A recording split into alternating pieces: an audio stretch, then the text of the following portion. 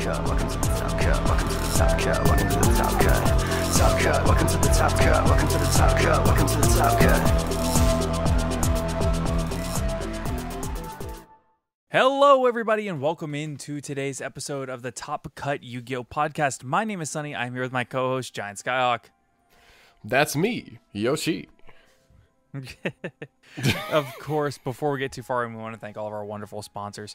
So a huge thank you to, of course, Steelfox Gaming up in Shreveport, and of course, want to thank Gem Accessories for their continued support of the podcast.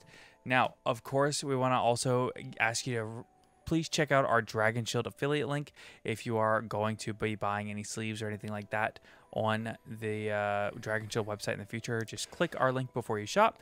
Costs you nothing extra to support the channel.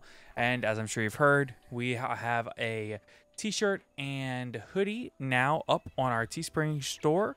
So you can find a link to those down below. Maybe right about here somewhere, Skyhawk will throw up a picture of them if you have a chance to in the edit.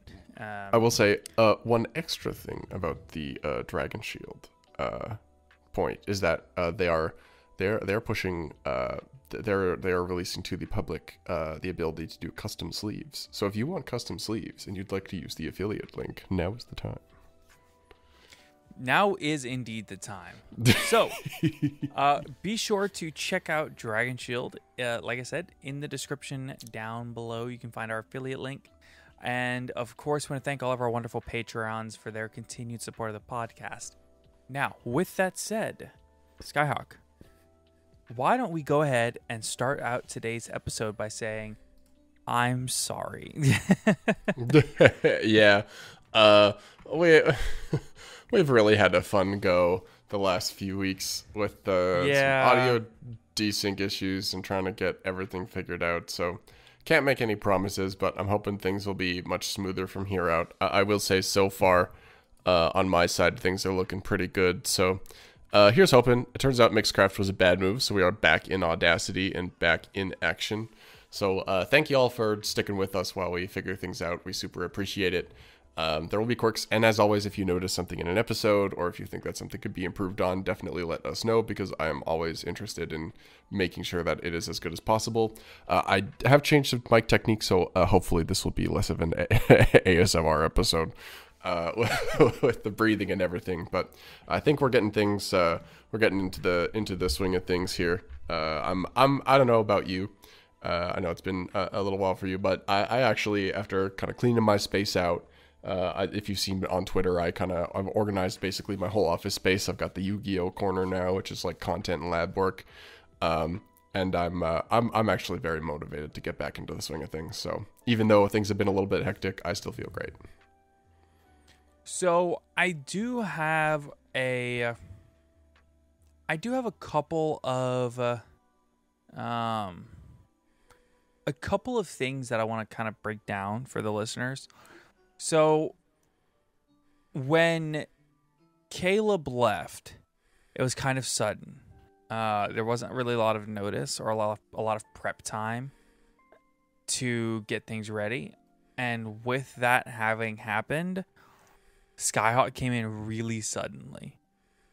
Now, when you come in really suddenly on something like that, what ends up happening is there's going to be an adjustment period.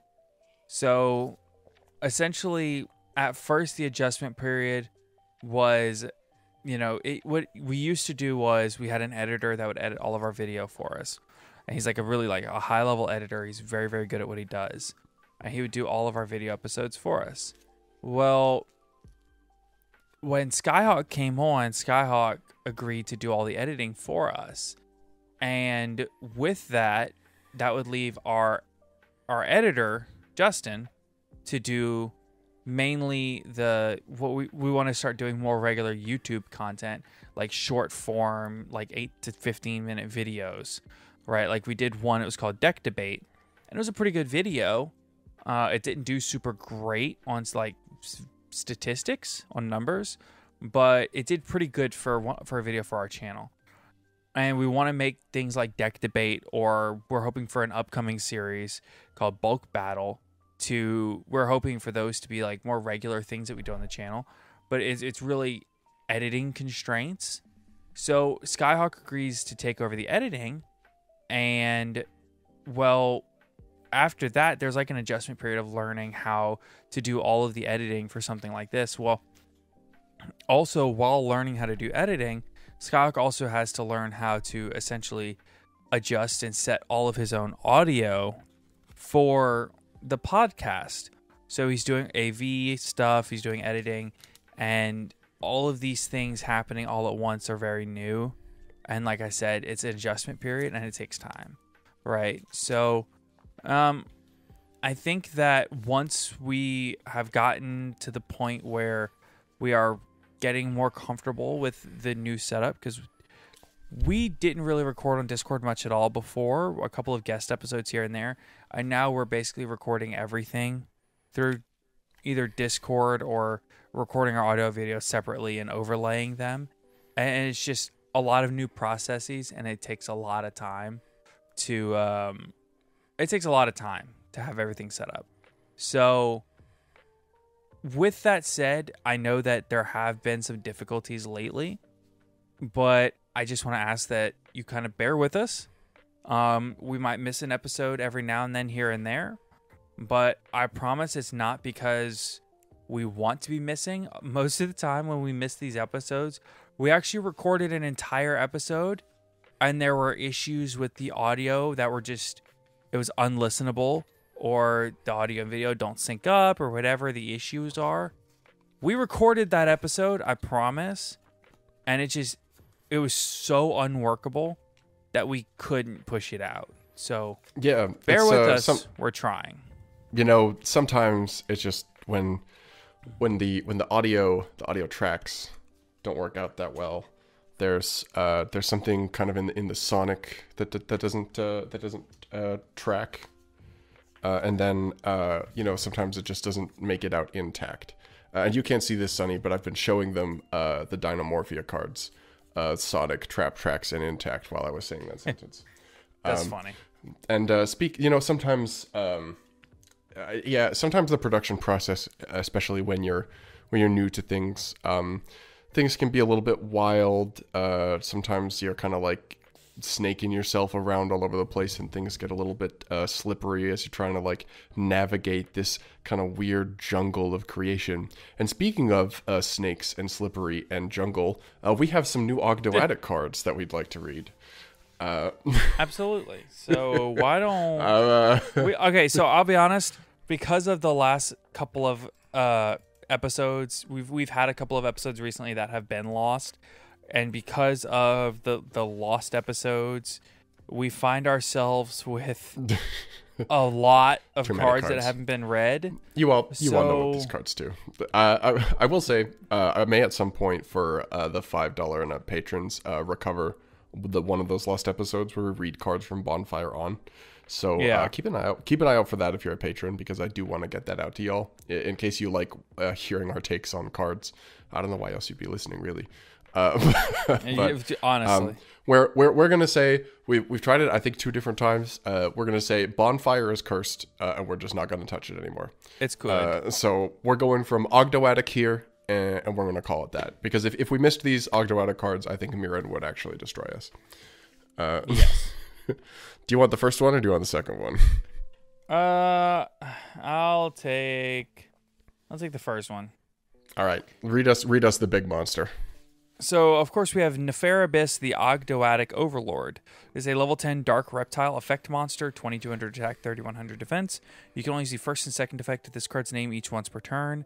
1. If a monster is sent from either player's hand or deck to the graveyard while this card is in the graveyard, you can special summon this monster, but you cannot special summon monsters until the end of the next turn, except reptile monsters. If this card is special summoned from the graveyard, you can target one monster in your graveyard, except Neferibus, the Ogdoadic Overlord, special summon it. Okay, fair enough. It seems pretty good. So one thing that's nice is that this card, a lot of the gimmicks of the other Ogdoadic was that the big bosses kind of also gave your opponents advantage. This card just does not do that. It's like, no, you just reborn a guy, your opponent doesn't get anything. And I think that's good. Having something that you can go into that's powerful, that like revives stuff, is good, so that you're not kind of drawing your opponent into outs or hand traps, right? Yeah. It's not. This doesn't. It's not crazy, but it's very good. This card, I think, is the card that makes it worth revisiting this strategy. So this is a Ogdoadic Dawn of Creation. Beautiful card art, by the way. I love this. Quick play spell. So you can only use each effect once per turn. First effect, tribute one reptile monster you control. For every 2 levels that monster had, special summon up to 1 Ogdoadic token. Reptile Dark level 2, 0/0. You will notice this does not lock you, and if you tribute a 10, you get 5 tokens. I don't know what you could possibly do with 5 tokens. 2. You can banish this card from your graveyard during the main phase, and if you do, you can target one of your banished reptile monsters, shuffle that monster into the deck. Then, you can send one reptile monster from your deck to the graveyard. So this card is Recovery, Foolish Burial, and also an extender. Yep.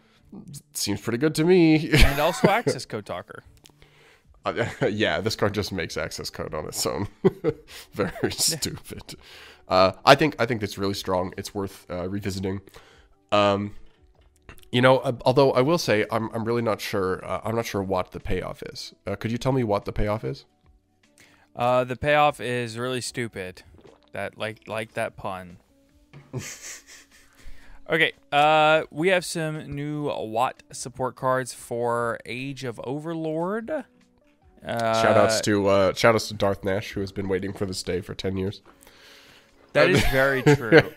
Although I will say, I'm a little bit disappointed at the community for instantly buying out Watt Chimera ultis.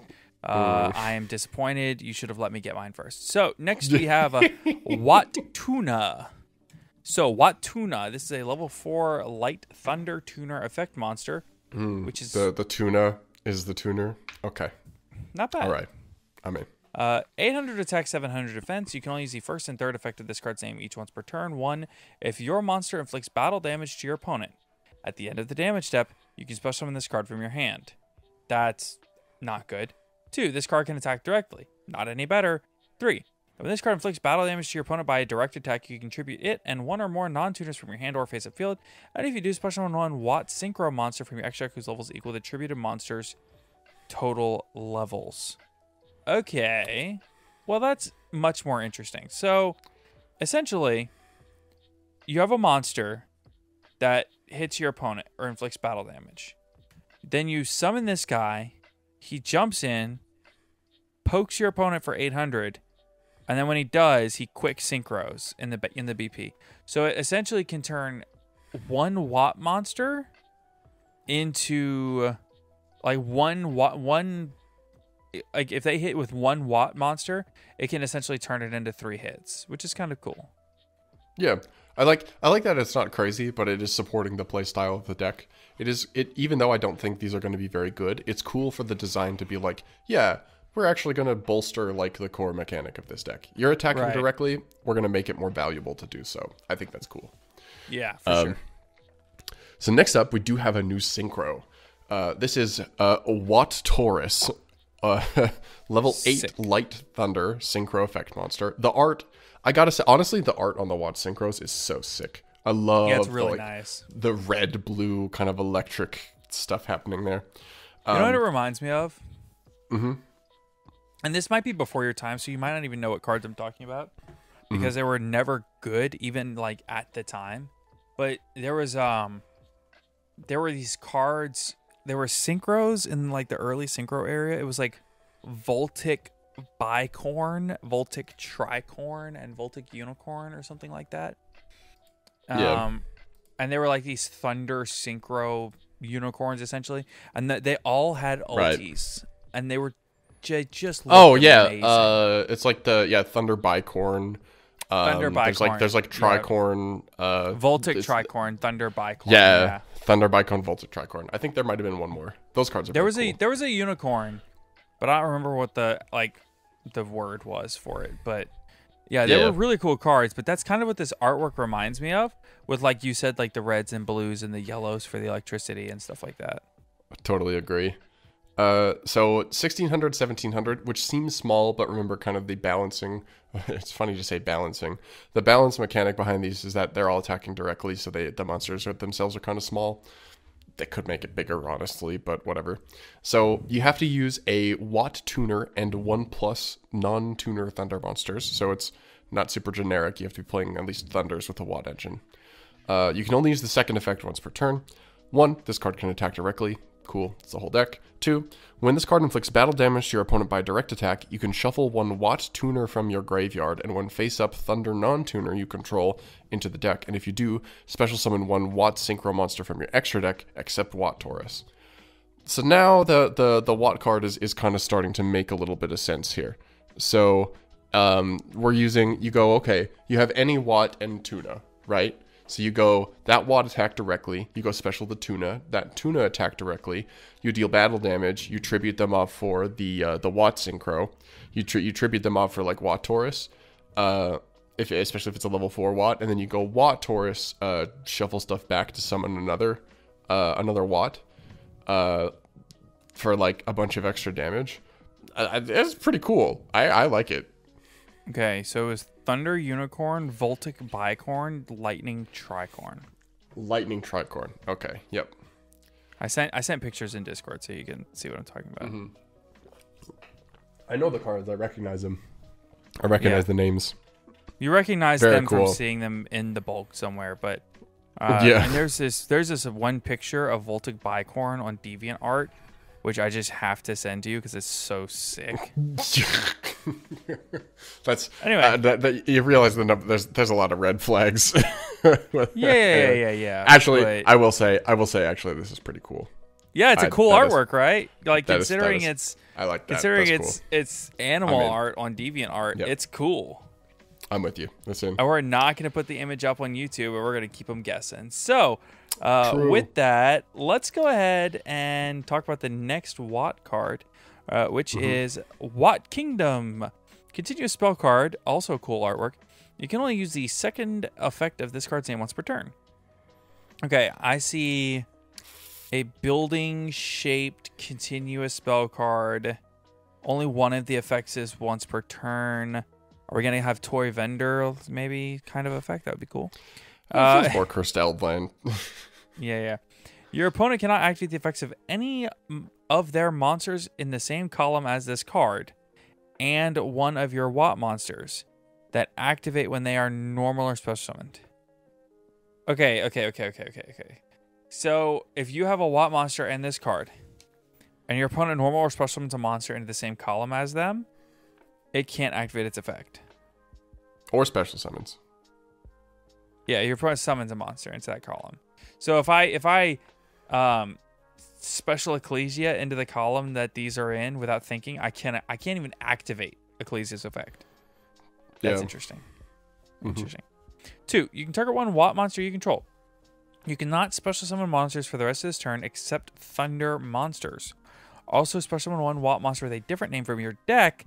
Then you lose life points equal to the summoned monster's attack. That's broken. This card is really good. That's nuts. Yeah, like is it enough? So there's another Watt card that came out as just like a one-of in a set a couple years ago that's like spams a bunch of Watts from hand. So there is a universe where in theory you could probably open a hand that fills up all 5 zones with this card, and then it's like sort of skill drain. That's crazy. Yeah, I love that they keep giving whole decks skill drains, by the way. Yeah, of course. But this one at least has like some interesting interactivity to it. Like it only if monsters have effects at the point when they're summoned that can't be activated, but if they have other activated effects, they can still use those, and their continuous effects aren't negated. It has like a column restriction, so the Watt player has to like set up resources. If you're going to design a floodgate, this is probably one of the better ways to do it. Yeah. While we're here talking about new things, I want to take just a moment to mention a few new things. One, we do have a new jump promo card that's been announced. So it is true. Essentially Brionic the card, and it is it's just a Brionic retrain. We don't have an effect yet, but we're gonna find out, and hopefully it's like Turbo Omega Broken, and yeah. Next, I'm very excited for that. I'm also excited. The artwork looks sick. And then also we have the 3 themes of Valiant Smashers. They've been like vaguely revealed. So we have pictures and we have names, but we don't have any effects, obviously. We don't know anything. It's another. I'll give you a hint. So it's there's a mech archetype, and then there's a mech archetype, but that has like a girl in the mech, and then there's an archetype that are like fairy girls. Okay, so here's what I'll say. Is there another? Any other decks that sound similar to? I would say the first one's not a mech archetype. I would say it's something attribute based off of all the different colors. It's very attribute based. The second one is definitely mech. I'm calling it a union based archetype. If I had to guess. Ooh, that actually a new union deck would be kind of sick. It's been a while. Yeah, we haven't had a good one since ABC. Yep, it's been a long time. And I really genuinely love when they make these old mechanics that were like just out, like whenever they make ritual good, like that's cool. It's never fun, but it's always cool.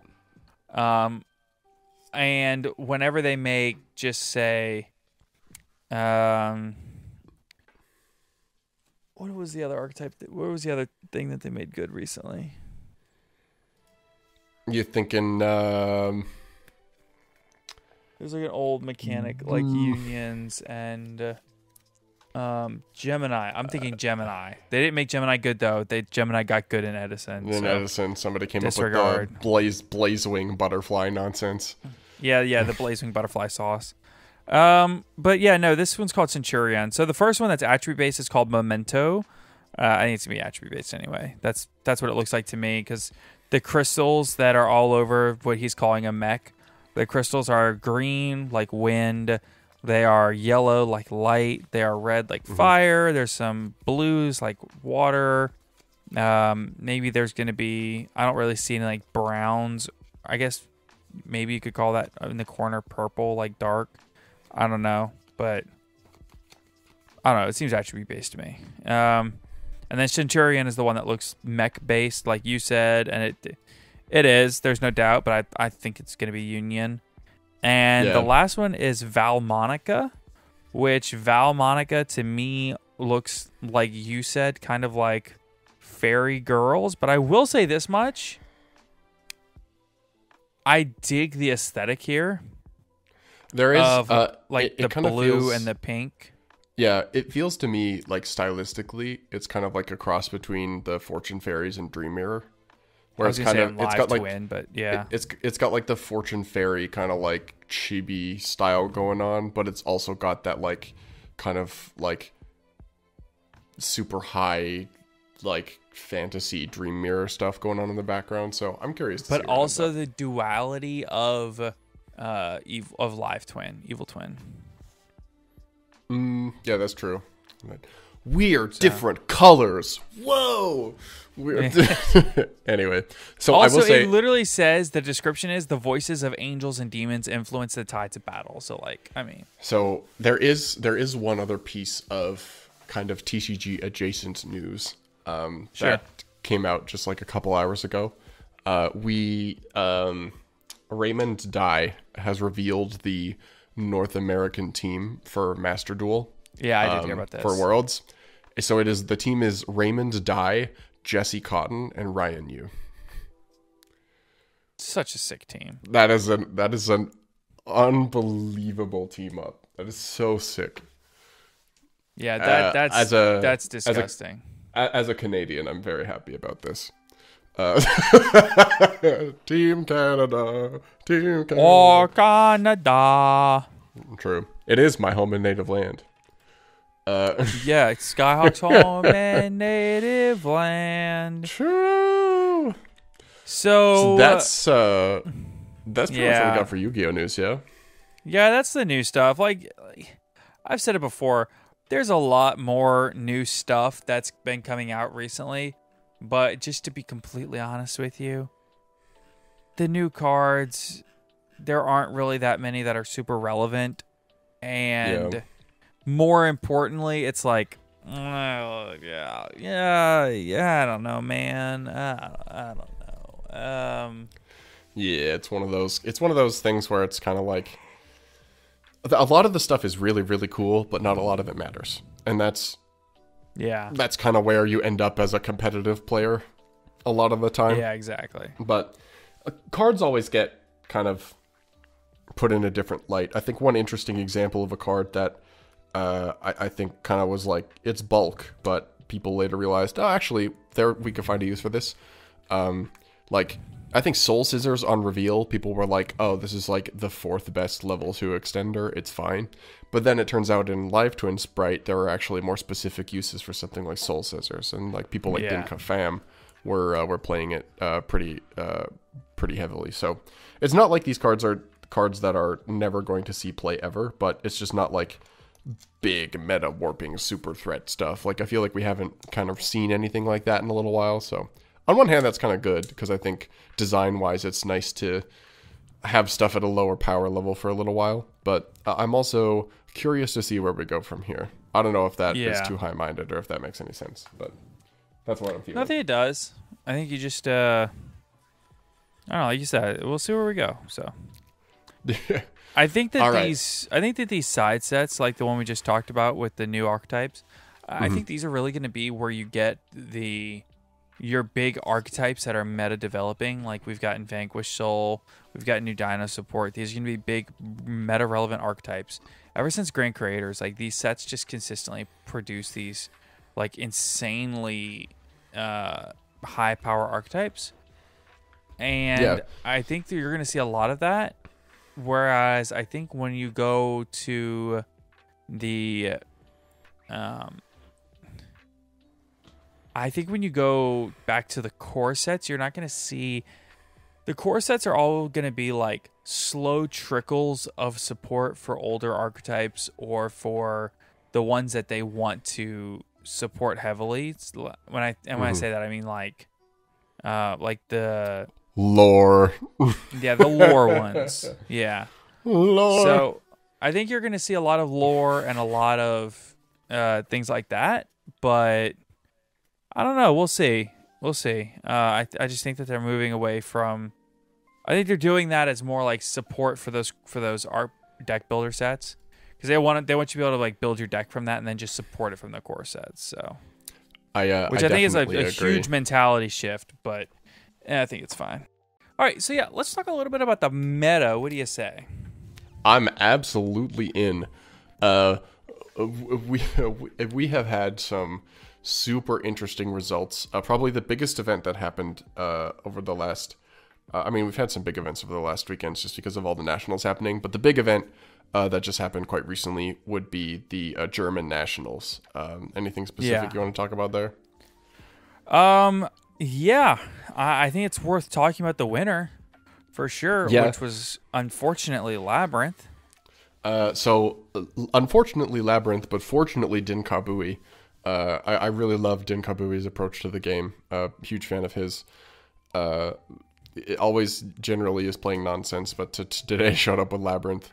And if you haven't gotten a chance to watch Game 3, I would recommend it just because it is a case in point, perfect example of why we probably have to ban Eradicator. Yeah, for sure. Like, rip 5 spells is just not good for the game at all. Even, like... Eva posted a very interesting tweet talking about like, oh, we have to deal with the back row removal stuff, like the mass removal, and I'm like, I agree, but we also probably have to get rid of this too. But Labyrinth, like, winning a big event like this, I think is a huge step for the deck, because before I don't think it had taken down like a large nationals. Getting a first place result, I think, will solidify it in more people's minds as like a deck to like.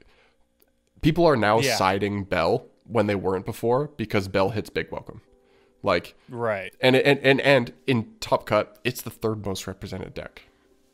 Yeah, which like, is an alarming thing to think about. Yeah, it really it's such a. it's like preparing for lab kind of shifts preparations for other decks, because you have to make some interesting concessions. So I'm curious to see how sideboards develop. One thing, a cache is still here. It's still number one. Yeah, cache is still here, whether we want it to be or not. Yeah. Yeah, like there were some interesting cache brews at this event. And cache also got second place. And the person who got second place on cache also, I think they got second at YCS London too. So this dude's had kind of a crazy run. There are some wild Kashtira brews that are starting to roam around the format.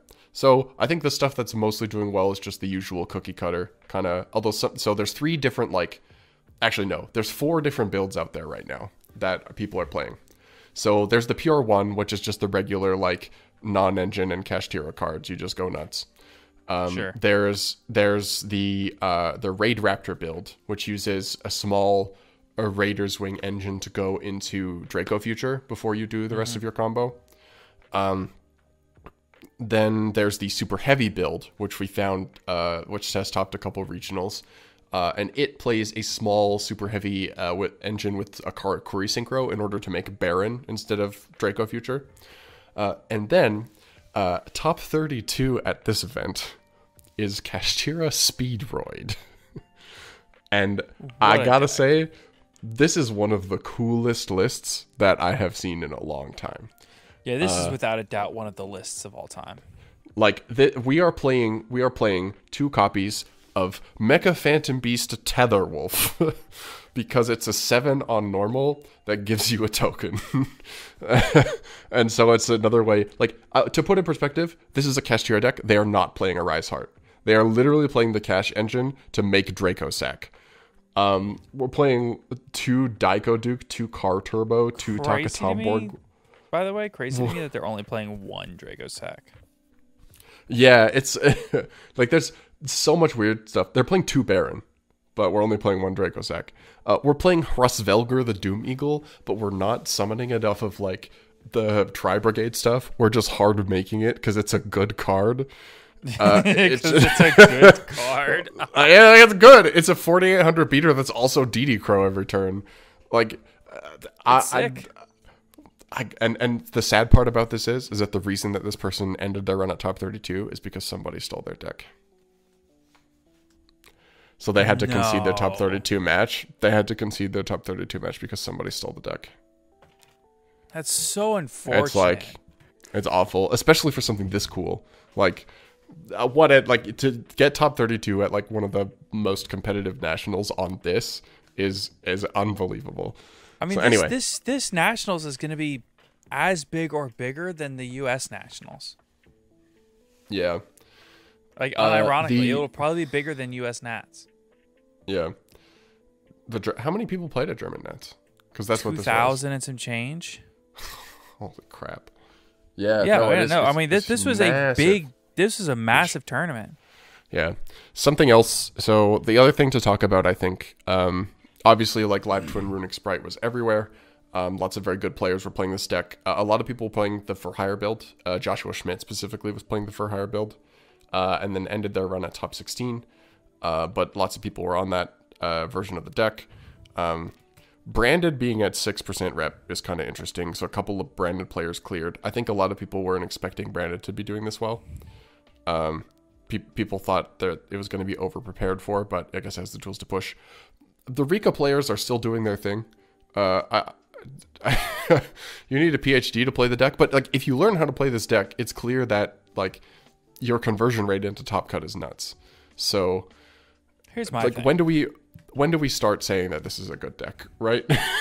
I think I think that it would be insane to not acknowledge it as a good deck. It's clearly a good deck.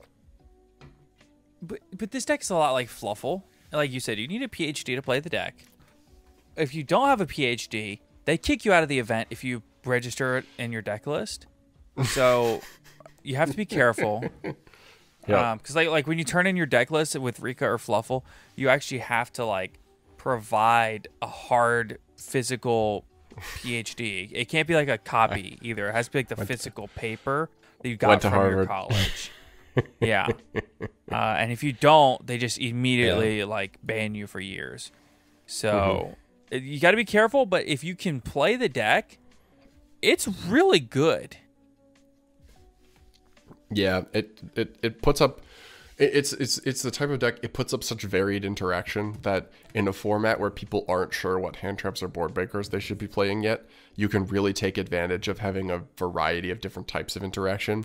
Like they've got interaction in hand and graveyard with the stuff like the pedal. They've got trap cards they can search. Tributing your opponent's monsters is kind of a unique form of interaction, especially for cost. So you end up dodging a lot of the format in that way by having a lot of varied interaction. Some other stuff to talk about in kind of like the lower end of top cut of this event. A Flu topped. Flu is doing well. Flu won a regional over the weekend. Don't tell my friends that Flu is doing well. I can't handle Flu performing well. Yeah. If you want an excellent Flu profile to watch, on Hakuna My Data's channel, Hanko Chow does a great job of explaining the ratios very in depth. There a lot of the Flu lists right now are playing the Simorg engine, so Simorg of Perfection with the Elbor's the field spell, specifically to handle. There's a couple. Hanko Chow explains it, but there's a reason you have to be playing it right now. It's crazy, but like the deck is good. And then I think there's a deck that I do want to talk about. Let's hear it. I want to talk about this Bestial Dragon Link deck. It got top 4 at the Houston World Championship Qualifier Regional.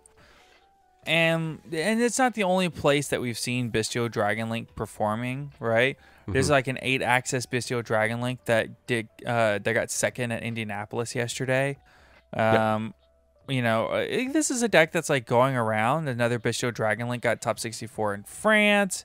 It is a deck that has been going around, but I'm going to be honest. I just think that these Bestial Dragon Link lists, I've been a Dragon Link hater for a long time. I've hated this deck since I got back into the game. But man, I just look at that and see 3 Magnemite, 2 Serenir, a Druisworm, 3 Lubellion, a Levianeer, Wyver Burster, Collapse Serpent, 3 Safer. You're going through, you have like even like Rocket Caliber. Like, I don't know, man. Something about this deck just, it's cool. Yeah, is that bad? No, I don't think so. I think it's cool that the Dragon Pile gets to keep evolving. I think the control style that the Bestial Dragon Link deck plays is kind of nice. Like if doing, I had like, a Dissipator and a Chaos setups. Angel, I would be thinking about playing this deck right now. And if I was rich and I had Lubellions. Yeah, Lubellion is. I hate that. I hate that card is $75. They could have reprinted it in Monstrous Revenge. It would have been so based. They did, it would have been but based, as a quarter century instead of like an actual reprint. Right. I will say, I really like Branded Beast and Branded Regained is such a sick advantage loop that I think building the list around that interaction is worth doing. It's just a fascinating kind of way to think about to think about building Dragon Link, moving it towards like advantage gameplay. Bestials also are not bad right now. Like there are a lot of decks that you can get advantage with the Bestials, but playing them in a deck where they become engine pieces rather than just hand traps gives you a lot more power and utility out of them. Yeah. What I would like to see going forward out of these lists though is I know it's not an easy thing to incorporate into the deck because it takes like a lot of effort, but bro, a way to abuse Ringo Worm in this deck would go so hard. It's tough.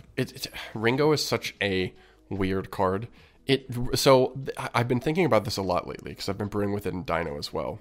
Sure. Ringo is a card that would be insane if it was printed in like Hauka Fibrex era, or maybe like earlier, maybe like Edison, or like even like kind of that era of Yu-Gi-Oh! But it's interesting that we can print a card like that is that strong and have it see almost no play.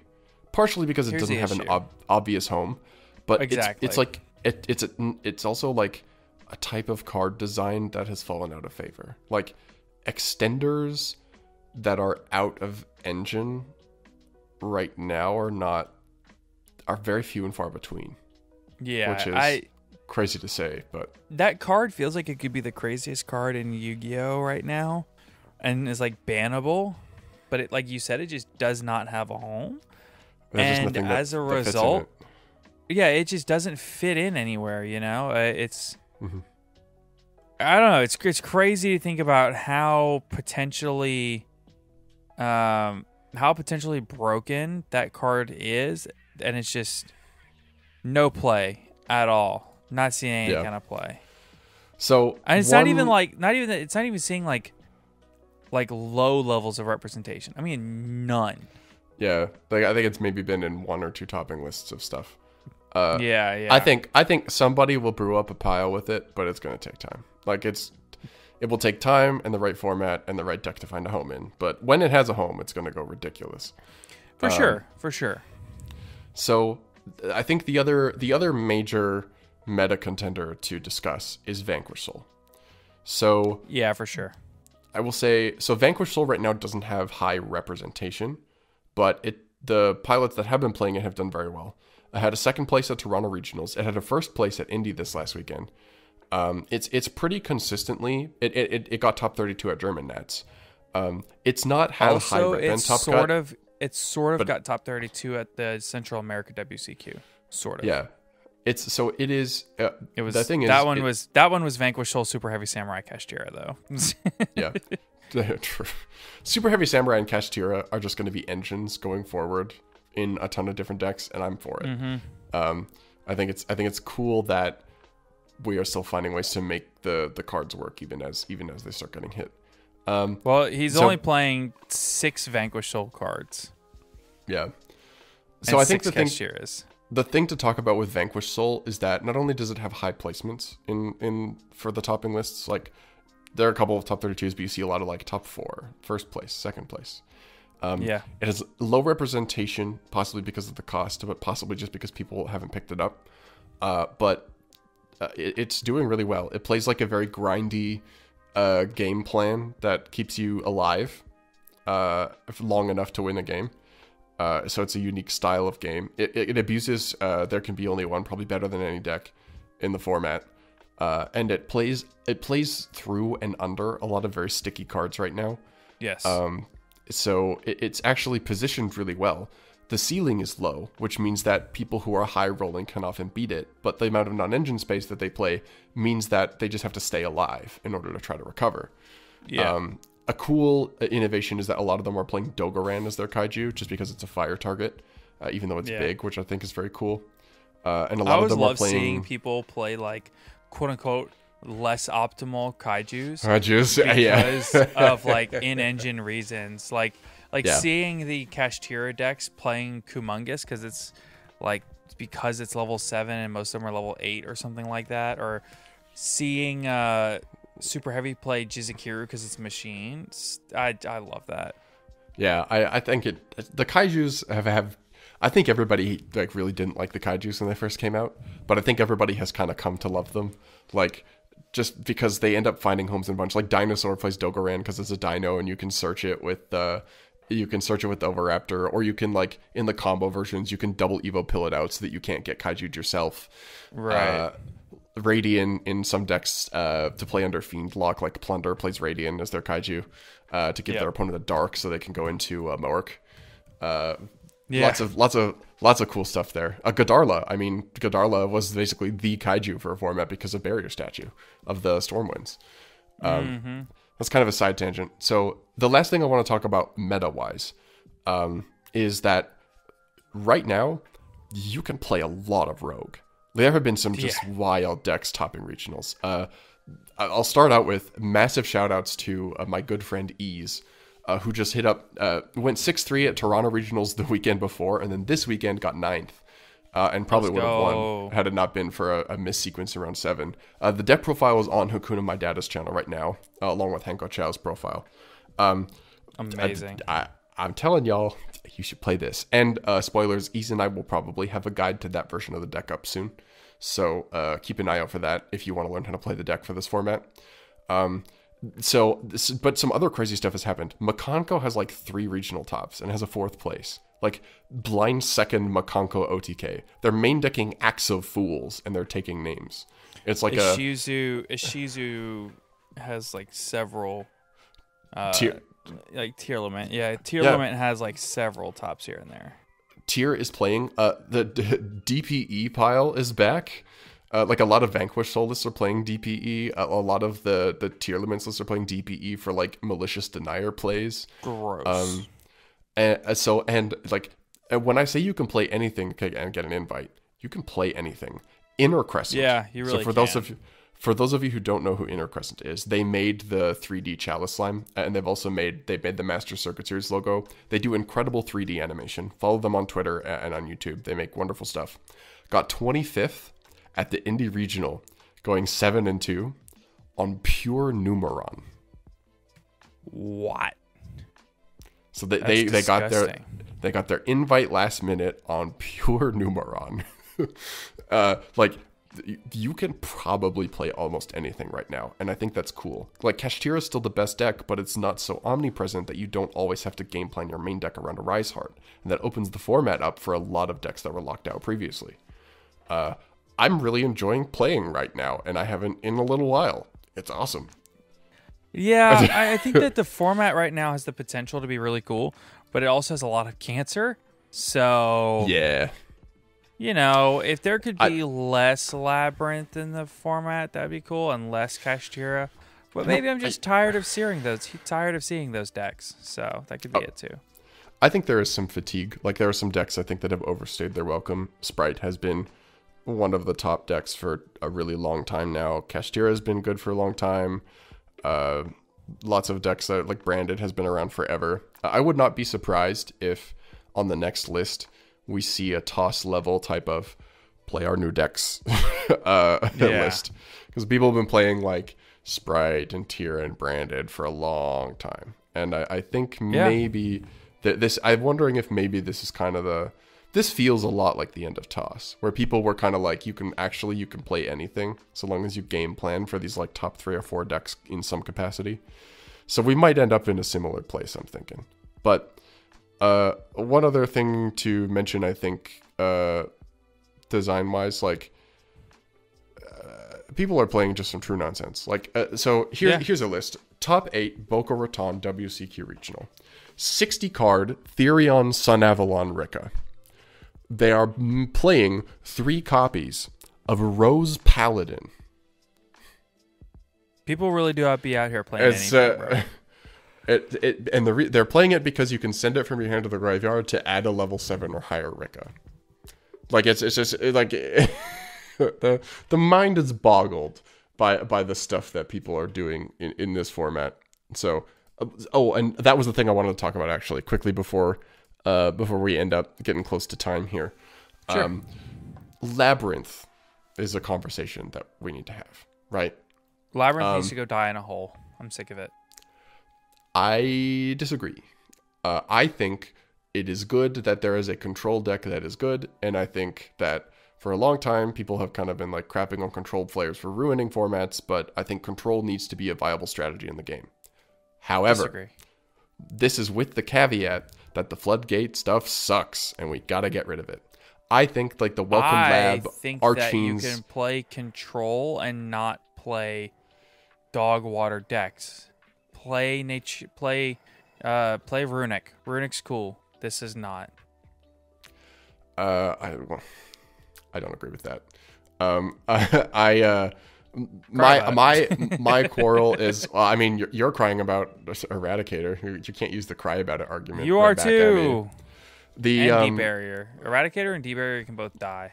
Yes. No, I agree. I think Labyrinth is fine. I think Eradicator and D-Barrier in Skill Drain are not.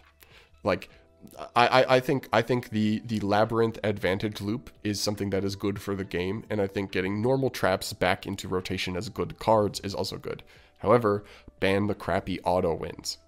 That is my only caveat, is that I'm all for Labyrinth, but I am not for Labyrinth if this is the best thing we can be doing with it. Red reboot. Reboot. Okay. Red No. Red reboot. No. We cannot fight bad with worse for card design. Give in. Give Reboot in to the says, brain worms. Bring back Red Reboot to 3.